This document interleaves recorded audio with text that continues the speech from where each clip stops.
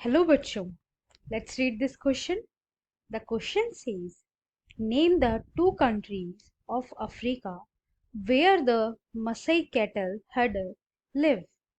हमें अफ्रीका की दो उन कंट्री के नाम बताने हैं जहाँ पे मसई कटल हर्डर्स रहते हैं. Mention two ways in which colonial regulations affected their life. दो ऐसे वेज बताने हैं जिस कॉलोनियल रेगुलेशंस के टाइम पे इनकी लाइफ को अफेक्ट करा हो.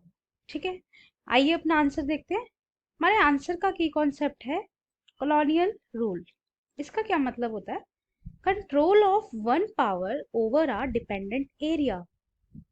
किसी एक बड़ी पावर का दूसरी पावर डिपेंडेंट एरिया पे कंट्रोल होना कॉलोनियल रूल कहलाता है. ठीक है, अब मसई कटल headers live in Kenya and Tanzania of Africa. कहाँ पे रहते हैं ये दोनों? कहाँ पे रहती है ये वाली कम्युनिटी? ये रहती है केन्या एंड तंजानिया में, ईस्ट अफ्रीका में पड़ते हैं ये हमारे. ठीक है, अब आइए दो रीजंस देख लेते हैं जिन्होंने इफेक्ट करा इस कम्युनिटी को. फर्स्ट है loss of grazing grounds. One of the problems the Maasai have faced is the continuous loss the of their grazing lands. सबसे बड़ी प्रॉब्लम ये लोग जो कंटिन्यूसली फेस कर रहे थे वो क्या थी कि इनके जो ग्रेजिंग लैंड्स थे वो खत्म होते जा रहे थे. जहाँ पे इनके कैटल्स चरवाहा अपना चारा खाया करते थे वो जो है वो खत्म होते जा रहे थे. Before colonial times, Maasai land scratched over a vast area from North Kenya to the steppes of Northern Tanzania. Colonial rule से पहले ये जो मसई कम्युनिटी थी ये एक बहुत बड़ा एरिया कवर करती थी नॉर्थ केन्या से नॉर्दर्न तंजानिया तक. किसके लिए?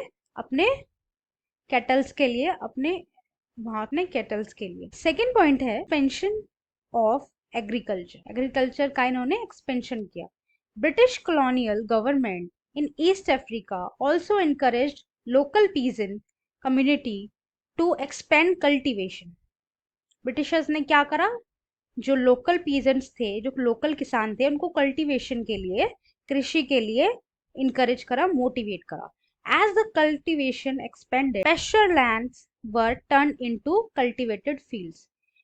जैसे ही कल्टीवेशन एक्सपेंड हुआ, कल्टीवेशन को बढ़ावा मिला, उसको बढ़ावा दिया गया, जितने भी पेस्चर लैंड्स थे, जितने भी खाली मैदान थे जहाँ पे इनके मसई कम्युनिटी के जितने भी कैटल्स थे वो जाके अपना चारा खाया करते थे, वो किस में कन्वर्ट हो गए?